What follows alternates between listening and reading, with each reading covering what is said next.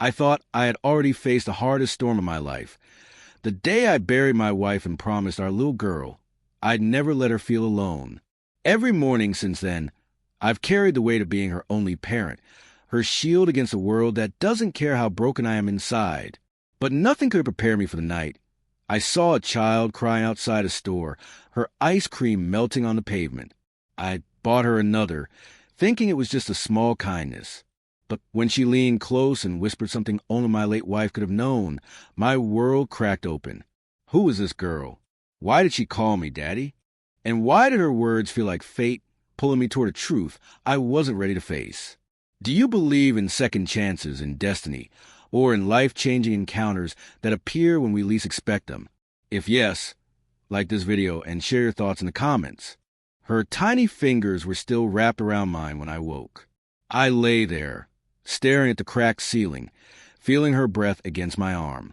Every morning started like this, my daughter holding on to me like I was the only anchor left in her world. "Daddy," she mumbled, eyes still closed. "Don't go yet." "I'm not going anywhere," I whispered, though the truth was I had to. Bills didn't care about promises. Rent didn't care about tired eyes. But for those few minutes, I let myself believe her hand could keep me in bed forever. When she finally stirred, I brushed the hair out of her face. "Ready for school, sunshine?" She nodded, yawning. "Can we have pancakes today?" I laughed softly. "Pancakes? With what money?" Then I caught her pout and added quickly, Okay, half a pancake. We'll share." Her giggle filled the room like light, breaking through a storm. That sound, that smile, was the reason I got up, the reason I kept breathing. Without her, I don't know if I'd still be here. But even as I made her breakfast, the ache in my chest returned.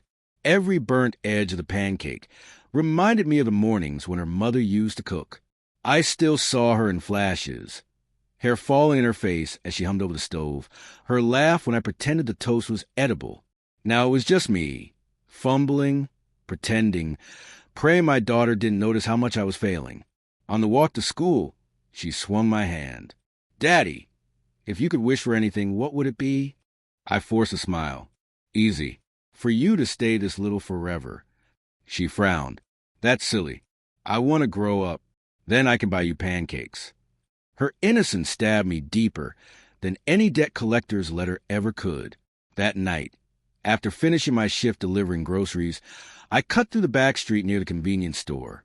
My legs felt like stone, my lungs burned from the cold, but all I could think about was getting home before my daughter fell asleep.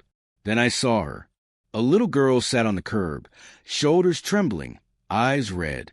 An ice cream cone lay splattered on the pavement in front of her. The world walked by, people glancing, then looking away. Something in me froze. I knelt beside her. "Hey, are you okay?" She didn't answer, just stared at the ruined ice cream. I checked my pockets. Barely enough change for bus fare home. My daughter's face flashed in my mind, her smile when she got even the smallest treat. I sighed and stood, walked inside the store and bought another cone. Vanilla, the cheapest one. When I handed it to her, her small hands shook. She looked up at me like I'd given her the moon. "Here," I said gently. "Try not to drop this one, huh?" She hesitated, then took it. Her lips trembled, and before I could step back, she leaned close to me. Her whisper brushed against my ear. "She told me you'd find me." My chest tightened. I blinked, sure I'd misheard. What did you say?" The girl just licked her ice cream, eyes fixed on me with a knowing look that didn't belong on a child's face. I stumbled back, nearly losing balance. My knees felt weak, like the ground had opened beneath me. "Who told you that?" My voice cracked. "Who?" But she said nothing, just kept eating, silent, watching me as if she knew every broken piece of me. I stood there, shaking. For a moment, the sound of the street disappeared. The cars, the chatter, the neon buzz. All I could hear was my own heartbeat slamming against my ribs. My wife's face flashed in my mind.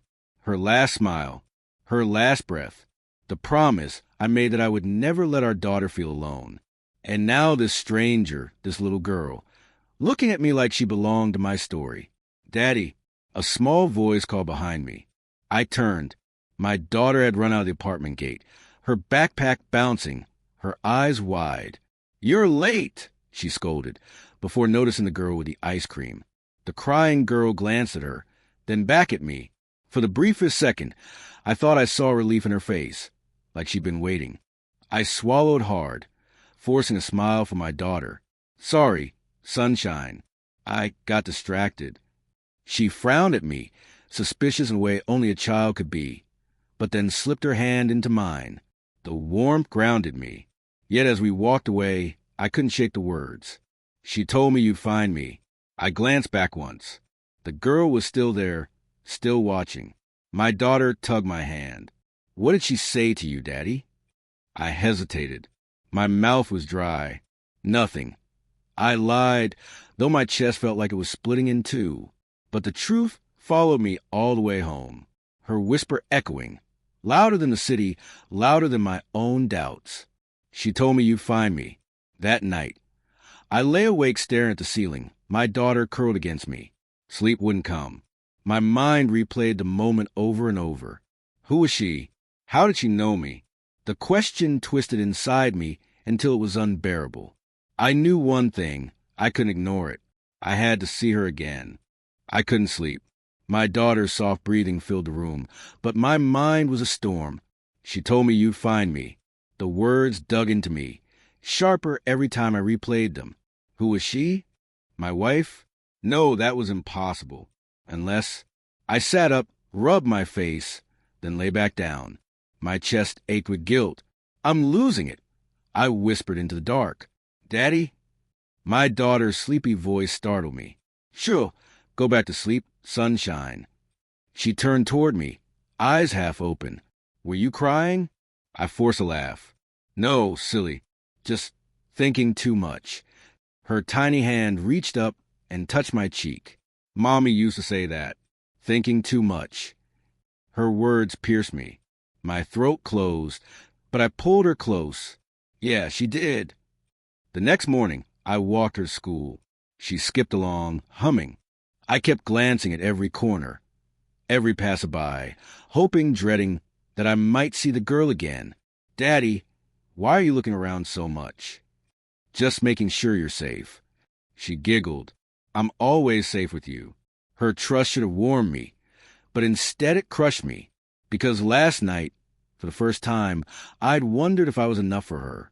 After work, I returned to the convenience store. My legs shook as I approached the spot where I'd seen her. Empty. I asked the clerk, "Hey, there was a little girl here yesterday. Brown hair, red sweater. Did you see her again today?" He shrugged. "Kid? No idea. Too many people come and go." I left, feeling heavier than before. On the walk back, my wife's last moments came rushing back. Her hand weak in mine, her voice barely a whisper. "Promise me you'll take care of her." I promised. I muttered aloud, gripping my head. I promise, but I'm failing. At home, my daughter was drawing at the table. She looked up. "Why do you look sad, Daddy?" I dropped into the chair across from her. "I just had a long day." She held up her drawing.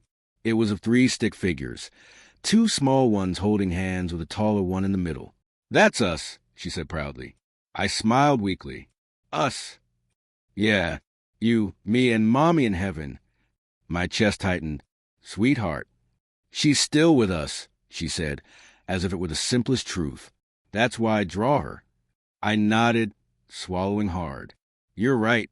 She's always with us."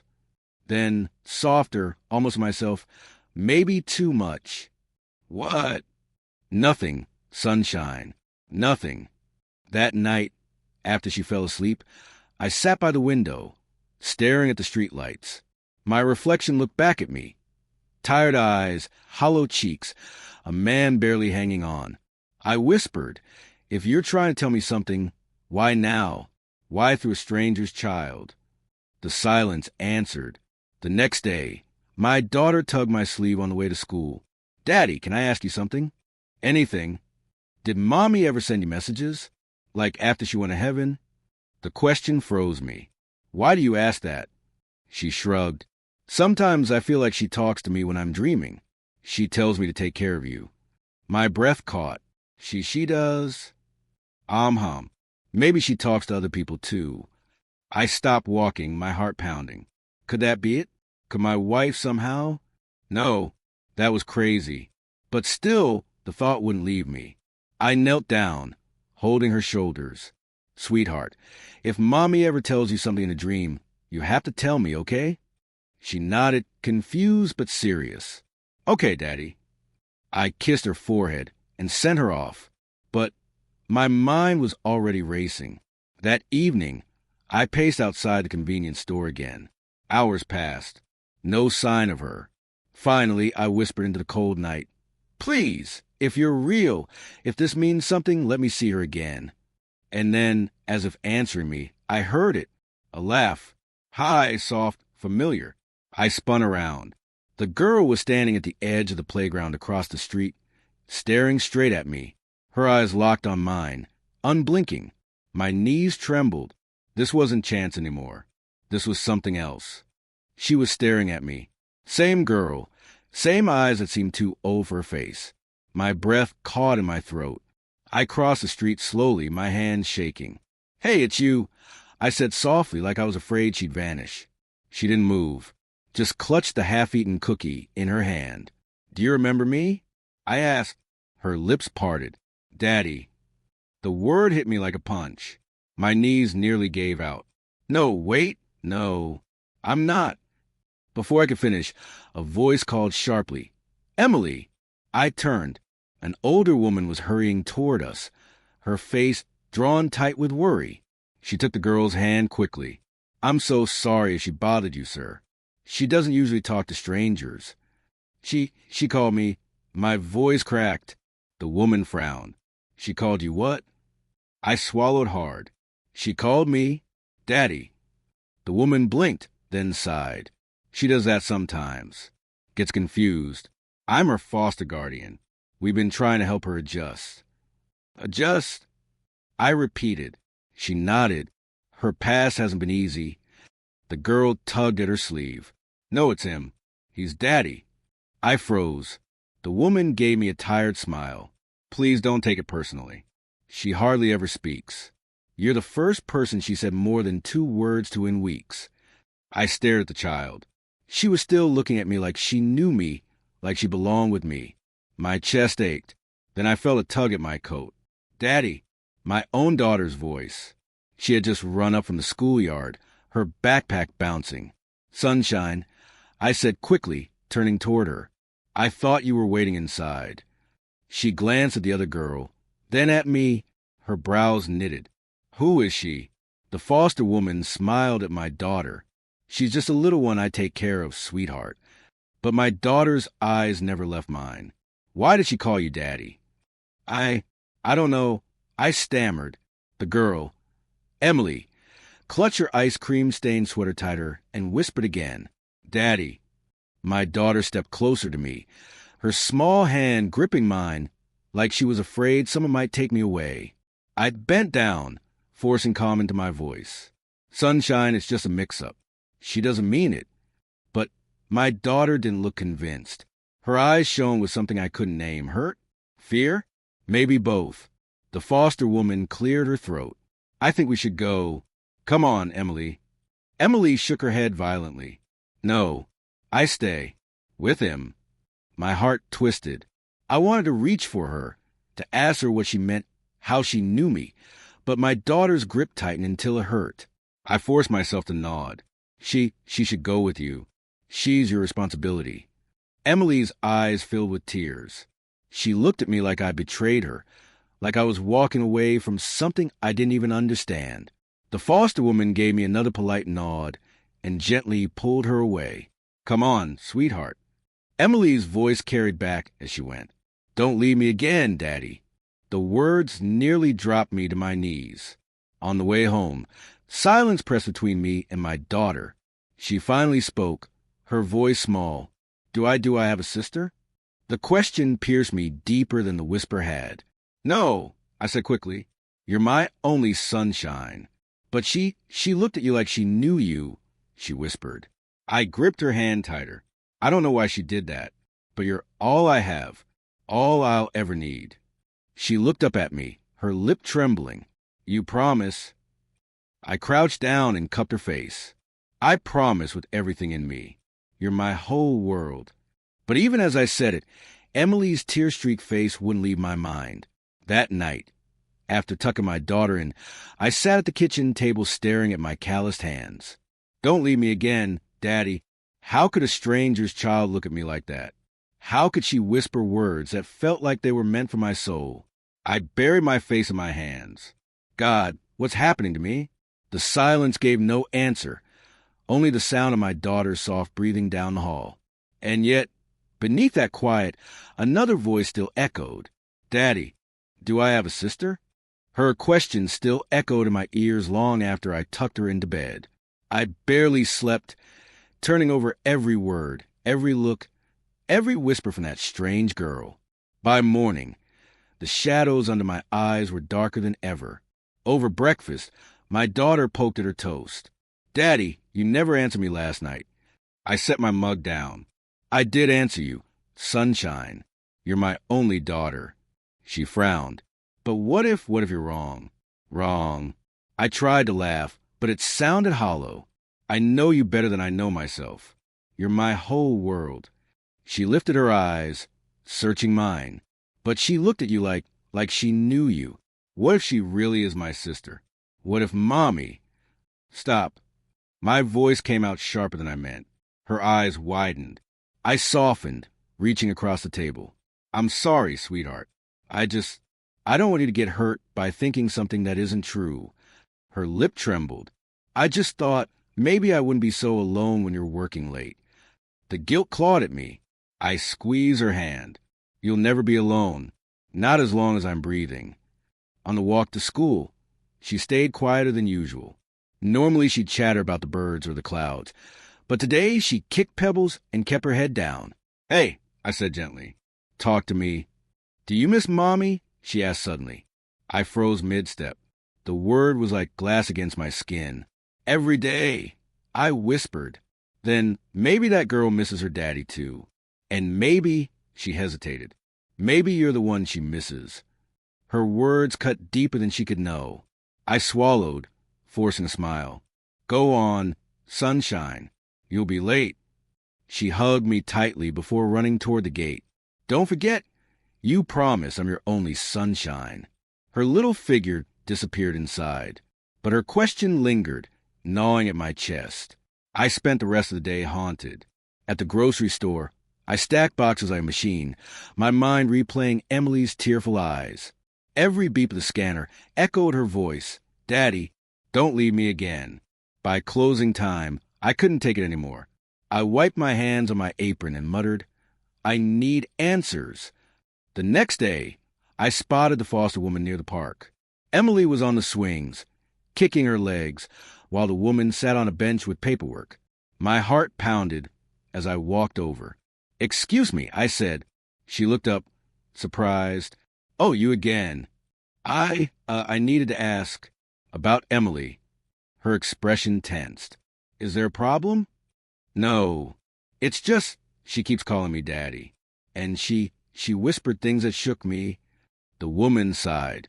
She's been through trauma. Sometimes children attach themselves to strangers. It's a coping mechanism. I glanced at Emily. She was staring at me again, eyes unblinking, like she'd been waiting. That doesn't feel like a coping mechanism, I muttered. The woman's gaze softened. Look, sir, whatever Emily sees in you, it comforts her. But she's not your responsibility. But what if... Unless you're planning to apply for guardianship, she cut in, you need to let this go. Guardianship. The word lodged in my throat. I had barely enough to keep food on the table for my daughter. How could I think of taking in another? Yet when Emily whispered again from the swing, her voice carrying across the park, Don't leave me again, Daddy. My resolve cracked. That night, my daughter was coloring at the table. She looked up. Why do you keep thinking about her? I froze. What do you mean? You keep staring at nothing. Your eyes get far away. I sat down beside her. Sunshine, if someone needed help, and you were the only one who could give it, what would you do? She put her crayon down and tilted her head. I'd help, even if it was hard. Her words struck me. But, she added softly, I'd want you to remember, I'm still here. I don't want to lose you to someone else. I pulled her into my arms. You'll never lose me. You're my everything. But sometimes, hearts are big enough to love more than once. She pressed her cheek into my chest. Does that mean she is my sister? I had no answer. My silence spoke louder than any words could. Lying in bed later, I stared at the ceiling. My daughter's question echoed again. Do I have a sister? Maybe it wasn't about blood. Maybe it was about love, about choice. But choice or not, my heart was already split in two, and I didn't know how much longer I could pretend otherwise. The next morning, I was still turning over her words in my head. Does that mean she is my sister? I carried them like a stone in my chest as I walked my daughter to school. At the gate, she squeezed my hand extra tight. Daddy, don't think too much, okay? You'll get those 4 headlines again. I laughed weakly. Too late, sunshine. Those lines are permanent. She grinned, but her eyes betrayed her worry. Promise you'll come straight home tonight? I promise. I kissed her hair, but deep inside, I already knew I couldn't keep that promise. By noon, I found myself standing in front of the foster care office downtown. The building loomed gray and cold, its windows like unblinking eyes. My palms were slick as I pushed the door open. The receptionist looked up. Can I help you? I need to ask about a girl. Her name's Emily. Her brows pinched. Are you a relative? My throat tightened. No. She keeps calling me her dad. The woman's polite expression froze. She reached for the phone. 1 moment, sir. Within minutes, a social worker appeared, clipboard in hand. Mister? I swallowed. Just call me Daniel. All right, Daniel. You understand we can't disclose private case information to strangers, yes? I clenched my fists. She's not a stranger to me. She knows things, personal things, about my past. She whispered them in my ear. Her voice was calm but firm. Children in care often develop attachments. It doesn't mean there's a real connection. No, I said, sharper than intended. You don't understand. She told me something only my late wife would know. The social worker paused, eyes narrowing. What exactly did she say? I shook my head. That's between me and her. But tell me honestly, where did she come from? Who were her parents? I can't disclose that, she replied. And I'd advise you, for your daughter's sake, to keep some distance. Attachment confuses children. It's not healthy. Her words stung, but something inside me hardened. I can't just walk away, I muttered. Not when she looks at me like that. That evening, I picked up my daughter from school. She climbed into my arms, but her first words were, Did you go see her? I froze. How did you? She shrugged. You smell like the place Mommy used to take me when she did charity visits. That office smell. I sighed. You're too smart for your own good. So you did, she pressed. Yes, I admitted, but only to ask questions. To protect us. Her eyes darkened. To protect us or to bring her here? The car went silent. My hands tightened on the steering wheel. Sunshine, I whispered, nothing will ever replace you, but sometimes life throws someone in our path who needs us. What if we're meant to be part of her story? Her small voice trembled. Then I'll lose part of you. I reached over and squeezed her hand. You'll never lose me. Ever. My heart it might have to grow bigger. For both of you. She didn't answer, just stared out the window as the city lights blurred past. The next weekend, fate forced a collision I'd been dreading. I was carrying groceries when I heard shouting near the park. I rushed closer, and there she was, Emily, clutching her tiny backpack, tears streaming, while a foster woman argued with a man in a suit. You can't just move her again, the woman cried. It's protocol, the man snapped. A new placement opened. Orders are orders. Emily spotted me. Daddy. She tore free and ran into my arms before anyone could stop her. Her small body shook against my chest. Don't let them take me again. Please, Daddy. I froze, the groceries slipping from my hands, apples rolling across the pavement. The foster woman looked at me helplessly. The man in the suit barked, "Sir, step aside. She is not your child."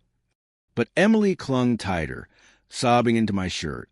You promised you wouldn't leave me again." My daughter's voice rang in my head.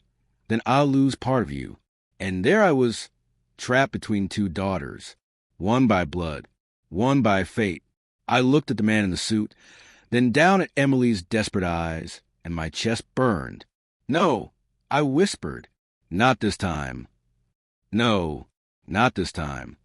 The words were out before I could take them back. Emily clung to me like I was her last safe place on earth, and in that moment, maybe I was. The man in the suit stepped forward, his voice clipped. "Sir, if you don't let go of her right now, we'll call the police. You are interfering with state custody." Emily buried her face in my chest. "Please, Daddy, don't let them take me again." I tightened my grip, my pulse racing. "Can't you see she's terrified? She's not a package you just ship around. She's a child." The foster woman laid a hand on my arm. "Daniel, I know, but if you resist, they'll only make it worse for her." Her eyes told me she cared, but her voice was weighed down by resignation. She'd seen this battle before. The man snapped his fingers. "Now." Emily's sobs shook through me. My daughter's face flashed in my mind, her voice trembling. "Then I'll lose part of you." I forced my arms to loosen.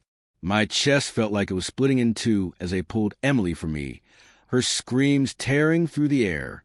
"Daddy, don't leave me again." The words hit like a hammer. I stood frozen as they led her away, her cries echoing down the street until there was only silence. That night, my daughter found me sitting at the kitchen table, my head in my hands. "Daddy." I looked up, eyes burning. She shuffled closer, holding her stuffed bunny. "You lost her, didn't you?" I nodded. "They moved her. I couldn't stop it." She hesitated, then climbed into my lap. "Does it hurt? Like when Mommy left?"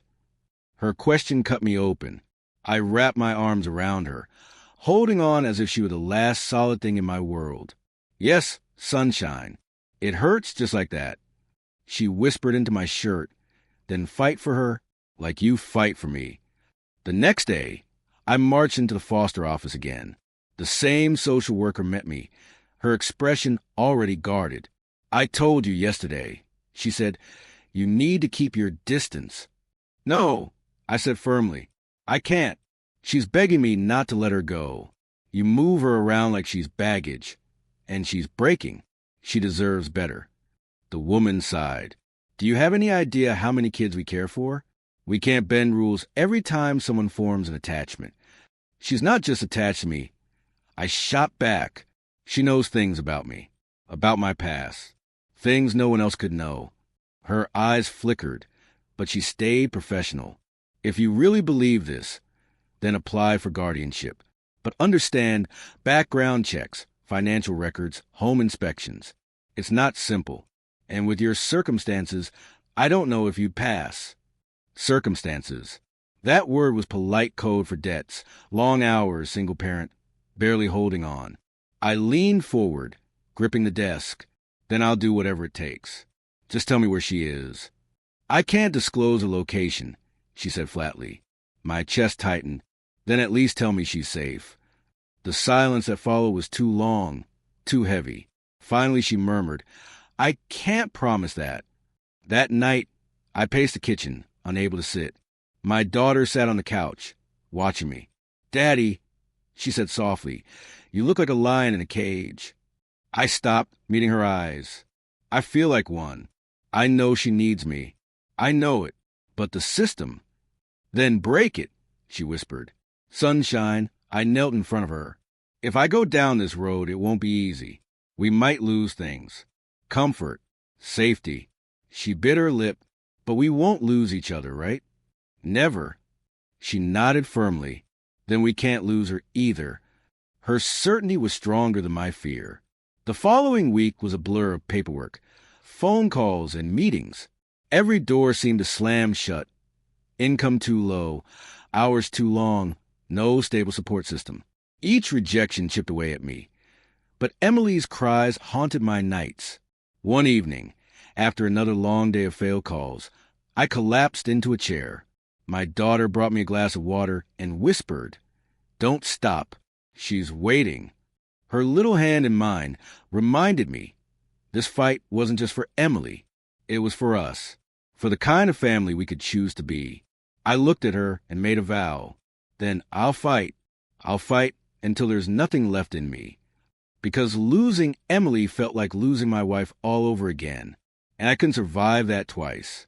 The sound of my daughter's breathing was the only thing steady in my world. Every night, I tucked her in, kissed her forehead, and whispered, "You're my only sunshine." But even as the words left my lips, another face haunted me. Emily's. Her cries, her whispers, that look in her eyes that wasn't just longing, it was recognition. I couldn't shake it. 2 weeks into my guardianship battle, I got a call. The social worker's voice was clipped. "Daniel, Emily asked for you. Repeatedly. She's refusing meals. We're allowing supervised visitation. Just once." My heart slammed in my chest. When?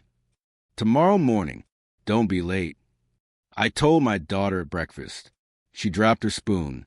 "So we'll see her?" I hesitated. "No, sunshine. Just me. They won't let children into the visitation." Her little shoulders slumped. "But I want to see my maybe sister." I touched her cheek. "This is just the beginning. I promise, if I can, you'll meet her." She nodded, but the disappointment in her eyes nearly undid me. The next morning, I walked into a gray room with a metal table. Emily sat there, small and pale, her backpack clutched like armor. When she saw me, her whole body lit up. "Daddy." I rushed forward, kneeling to hug her, her arms locked around my neck. "You came back, you promised." My throat burned. "I'll always come back." The social worker sat in the corner, scribbling notes, but I ignored her. Emily pulled back, eyes wide and trembling. "They keep moving me. They say I'm not allowed to see you. But I remember things." I smoothed her hair. "What do you remember, sweetheart?" Her lips quivered. "A song. Mommy's song." My heart stopped. "Which song?" I whispered. She pressed her forehead to mine and sang softly, almost word for word, the lullaby my wife used to sing to our daughter every night. The same lullaby I thought no one else knew. Tears blurred my vision. "Who taught you that?" She sniffled. "Mommy. She said if I ever felt alone, I should find you. She said you have the same song in your heart." I staggered back, dizzy. No, that's not possible. She died before you." Emily shook her head fiercely. "She was with me. She told me you're my daddy. She said not to let you forget." The social worker cleared her throat sharply. "Emily, let's not confuse reality with—" "Stop." Emily cried. Her small fists pounded the table. "It's true. He's my daddy. Mommy told me." I turned to the worker, my voice raw. "How can you explain this? How can a child I've never met know that song? My wife's song." The woman shifted uncomfortably. "It could be coincidence." "Coincidence." My voice cracked. "Or something you're hiding from me?" She wouldn't meet my eyes. After the visit, I stumbled home like a ghost. My daughter ran to me. "Well, what happened?" I knelt, holding her hands. She knew Mommy's lullaby. Her eyes went wide. "But only Mommy knew that. Only us." I nodded, tears choking me. My daughter whispered, "Then she really is my sister." I pulled her close, both of us shaking. I don't know how. I don't know why. But yes, maybe she is. That night, I lay awake, staring at the ceiling. Memories of my wife flooded back. Her smile, her voice, her promise to keep us safe. Had she hidden something from me? A secret I was never meant to know? Or was Emily's presence something bigger than I could understand? But when I closed my eyes, all I saw were Emily's desperate eyes and my daughter's hopeful ones. both of them looking at me as if I was the only thing standing between them and the dark. And maybe I didn't sleep. How could I? Emily's voice, singing that lullaby, kept echoing in my head. My wife's song, our song. By morning, I was pacing the kitchen like a trapped animal. My daughter sat at the table, hugging her knees, watching me. "Daddy," she said softly, "you're scaring me." I froze. "I'm sorry, sunshine. I don't know what's real anymore." She tilted her head. "But you always say love is real. And she loves you. I can see it." Her words landed like truth I couldn't dodge. Later that day, I sat across from the social worker again. She looked tired of me, like I was a case file that wouldn't close. "You're pushing too hard," she warned. "You could lose your own daughter if you keep this up." The threat chilled me. "What do you mean?" "Your long hours, your debts, your instability, they're all on record. If you make trouble, the system will dig into you, and they won't like what they find." I leaned forward, voice shaking. "So you're saying if I fight for Emily, you'll come after my daughter too?" She didn't answer. That silence was enough. I slammed my fist on the desk. "Take everything from me if you want, but don't you dare threaten my child. Don't you dare." That night, I sat my daughter on the couch. My hands trembled. "Sweetheart, if I fight for Emily, it might get dangerous for us. We could lose things, our home, our comfort, maybe even," my voice cracked, "maybe even each other." Her eyes filled. "They could take me away from you?" I swallowed hard. "It's possible, but I'd fight until my last breath to stop that." She was quiet for a long moment, then climbed into my lap, her arms around my neck. "Then fight, Daddy, because if you don't, Emily will be all alone, and I know you couldn't live with that."